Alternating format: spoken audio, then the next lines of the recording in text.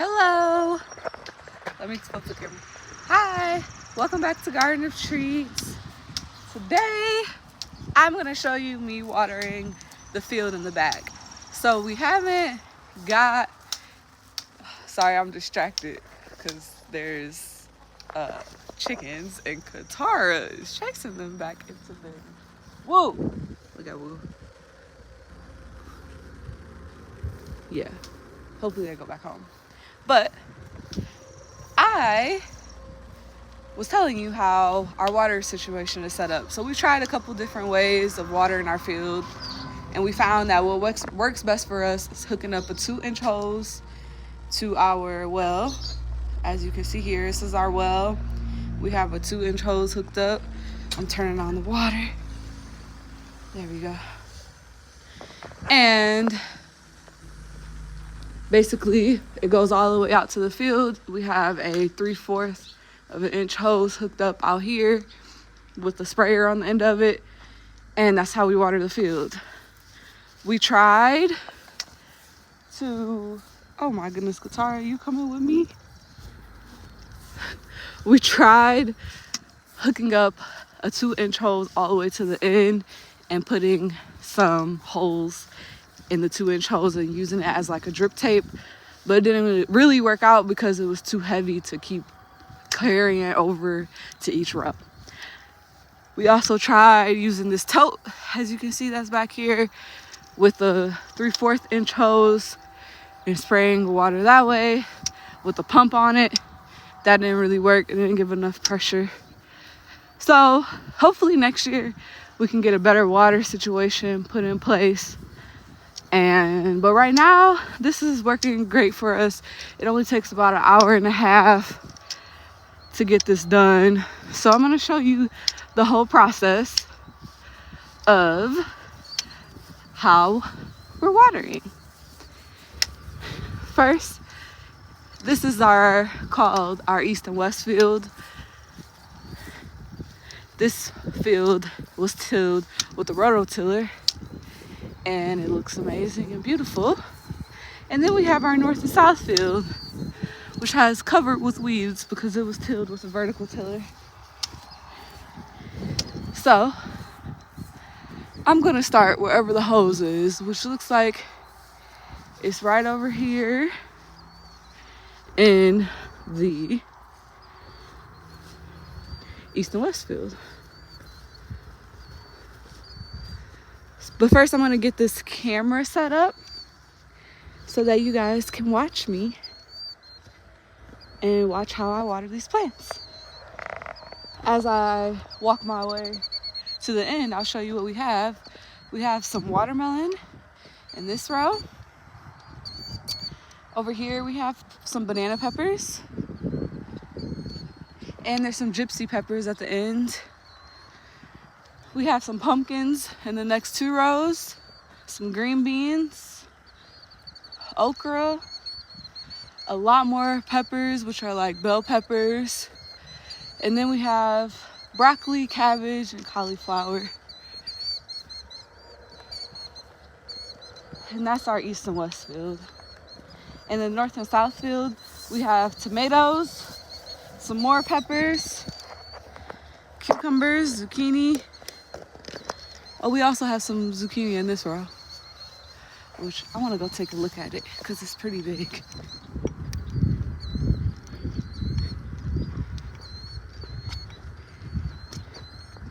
Oh my goodness. Look at how big it got. It grows so fast. Every single day it gets bigger. So it's yellow zucchini.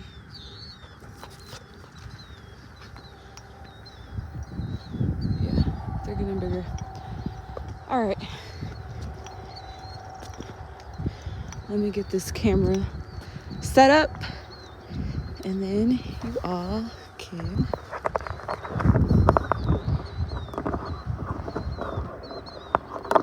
see how I water. So if you have a larger garden, comment and tell me how you water your garden. I'm curious to know how other people water theirs. Drip tape is pretty expensive, but it might just be an investment that we need to do. Just because it'll give us 1.5 hours extra time every single day that it doesn't rain. It's actually been raining a lot lately, so we haven't had to water. But it didn't rain. It was supposed to rain yesterday and it didn't, and it hasn't rained for about 3 days, so it was time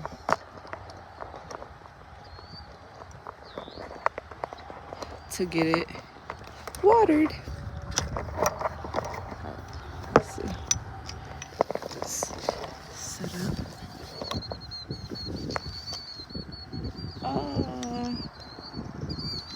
As I'm trying to get this set up, I see that it broke. I don't know how that happened. All right, well, I'll just carry it. But I have to put on gloves with this watering hose because our fertilizer that we use is the organic fertilizer, and it smells stinky. So it's all over the water hose, and I don't want to smell like that.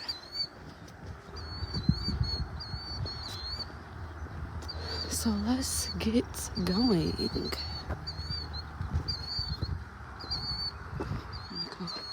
Get the hose.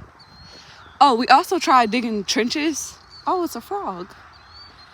We also tried digging trenches and watering that way. But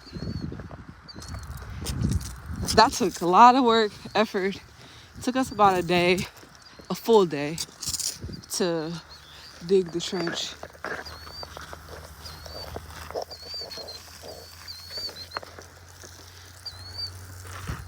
And that wasn't very useful for us because we would have had to dig a lot more trenches, and yeah, that just wasn't working out for us.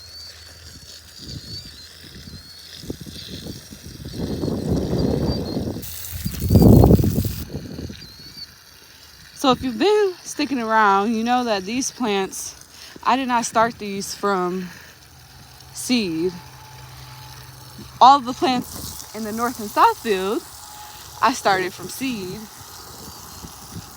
But we had so much trouble in the north and south field that a lot of them didn't really make it. Some of them did. A lot of them did, actually. I would say 80% made it, 20% didn't. But we realized that field wasn't going to work out, and we weren't going to just transplant all those seedlings that we just transplanted into that field over here. And so what we decided to do was just get some transplants from people in the community, some seedlings from some individuals in the community who already started seeds, and they were selling lots of plants, especially because we live out in the country, and so everybody pretty much grows their own food over here, and they had a lot of extra seedlings available. We got a lot. That whole row of peppers we got pretty cheap. I think we paid $20 for the whole row of peppers.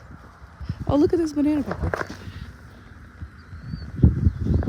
We paid $20 for the whole row of peppers, plus some mustards and kale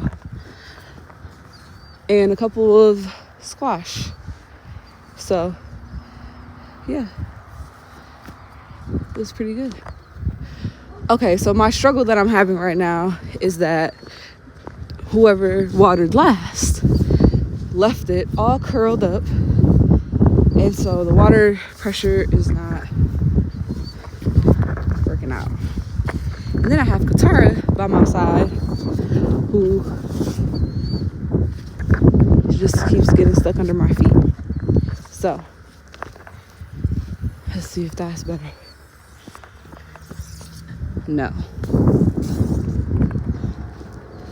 Yeah. So the trick about when you water the plants using a long hose is to make sure that it doesn't get curled up once you leave it, because then when you have to come back out, you have to do a bunch of unwinding, which is not fun.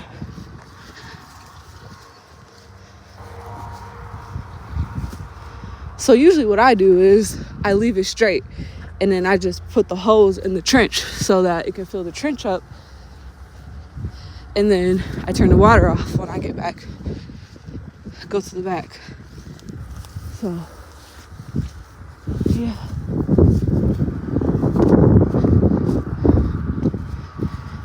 It also is a lot easier to water the plants when they were smaller, because we didn't have to worry so much about the water hose hitting the plants. But now that they're bigger,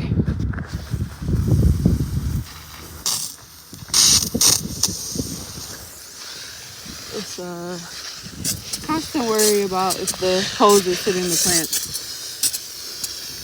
And so we want to make sure that the water is getting to the roots and not necessarily the plants. That's how you get a lot of leaf damage. Oh my, the worms have ate this plant up. Look at that. So I have to come back out here with some vinegar and water and some soap, a little bit of dish soap, to put on these leaves, and then the bugs will leave it alone. So they really like cabbage specifically. Really likes marigolds. It keeps the bugs away. I have marigolds in the north and south field, but the marigolds, I planted them too late, and so they're just not blooming, and they're all in the north and south field.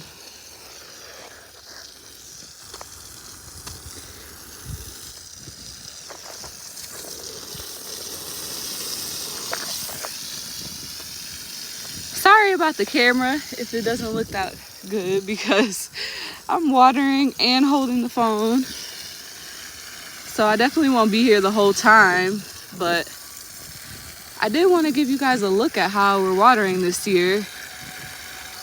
It'll give, especially our customers, a better appreciation for our prices and everything at the market. Hopefully we have zucchini at the next market. Looks like we will. We don't have a Toledo market this week, but our next market is next Wednesday in Bowling Green.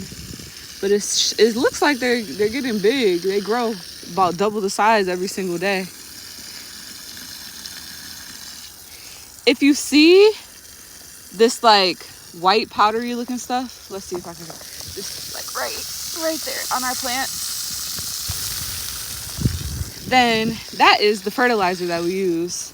So it's bone meal, that's good for calcium and different things. There's kelp in there. Kelp has lots of minerals. There is, what else? A bunch of stuff in there. We get it from Tractor Supply. There's also, it's also available at a nursery that we go to in Toledo and metro areas. We go to the one in Perrysburg, but there's one in Toledo, and it's called Black Diamond Nursery. They're actually really amazing because they gave us a bunch of free trays for our organization and all our efforts, and it really helped this year. So shout out to Black Diamond Nursery. And if you're in the area, Toledo, Perrysburg, you should totally go to Black Diamond Nursery. They're amazing, and their plants are beautiful. I just got some blue, like purple blue hydrangeas for the front from there, and they are so pretty. They have a fig tree that I want to get. I'm gonna probably go back there sometime soon, because if you're on this live, I guess I'll tell you, I am starting a smaller garden.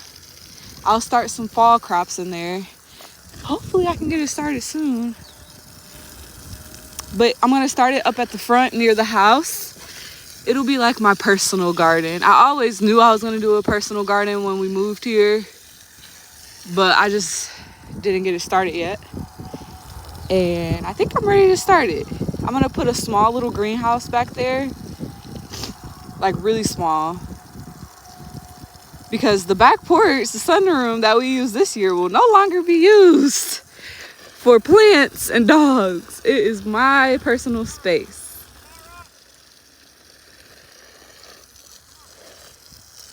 Look who's coming. They're coming to keep me company and probably help me with the hose.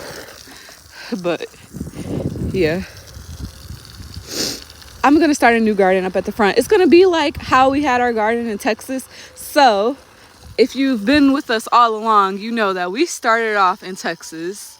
We started off in our apartment. It was a 2-bedroom apartment and we had a balcony, and that's how we started. And we started with cherry tomatoes, a bunch of, we pretty much put the whole pack of cherry tomatoes in a 6-inch bucket. And that's how we started, in an avocado tree that actually died due to the winter storm in Texas. And we had some basil. And that's how we started. And then we moved to a townhouse and we had a nice big backyard. And we started a container, like a raised bed garden with pallets. And so that's how I'm gonna do, they're not gonna hear me. That's how I'm gonna do the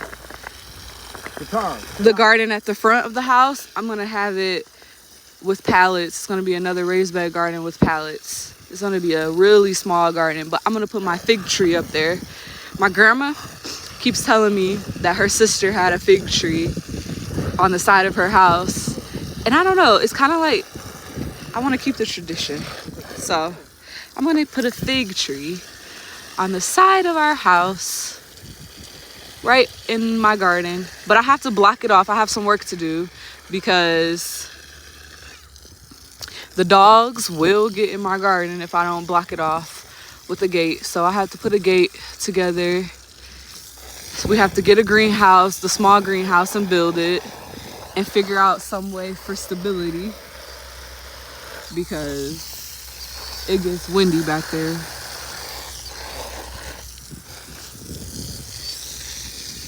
And I think this is a cauliflower. It's beautiful.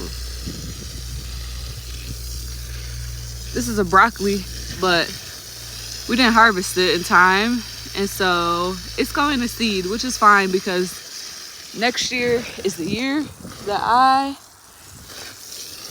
want to plant a lot of broccoli. Actually, we could probably also take some seeds now if they're mature and plant them for our fall crop of broccoli, which will be planted this weekend. Is where when the Old Farmer Almanac says that we should plant our broccoli.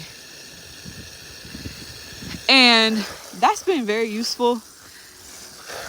I didn't go by it at first. I don't know why.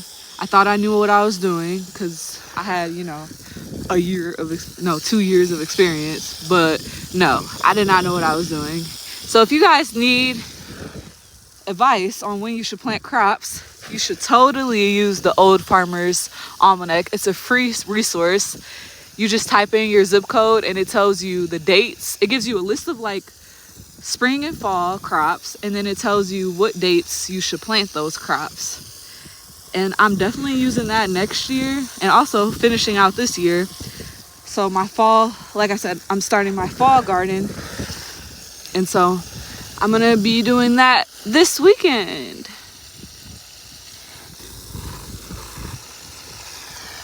Here's another cauliflower, it looks like.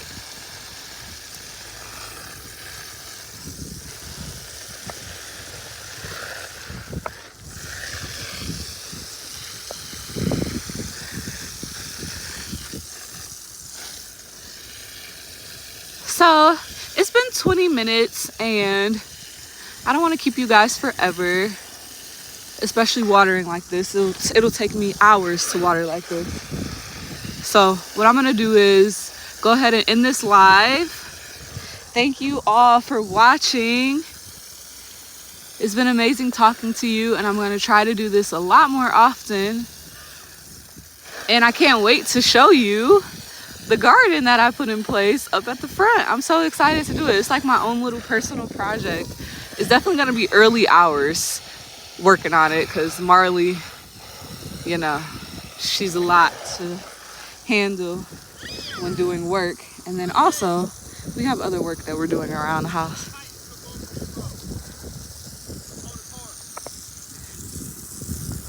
All right, he wants me to do work, so I'm ending the live. Thank you for watching, and please like and subscribe if you haven't already. Bye-bye.